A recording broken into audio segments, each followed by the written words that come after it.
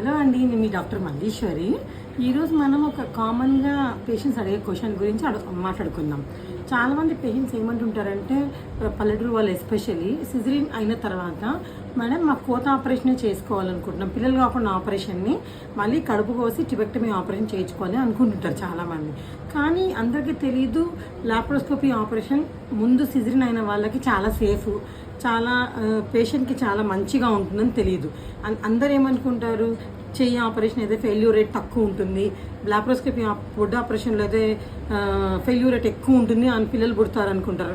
ఎన్నెన్నో అపోహలు, ఇంకా పల్లెటూరులో అయితే చెప్పాల్సిన అవసరమే లేదు.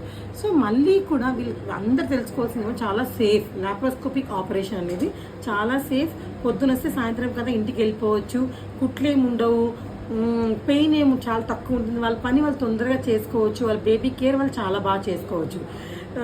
కోత ఆపరేషన్ వల్ల మళ్ళీ ఎంత సిజరీన్ లాగా కూడా ఒక్కొక్కసారి అంత పెద్ద కోత కూడా పడచ్చు, అంటే ట్యూబ్స్ దొరికేదాన్ని బట్టి, ఒక్కొక్కసారి ట్యూబ్స్ దొరకవు, ఇవన్నీ ఉంటాయి.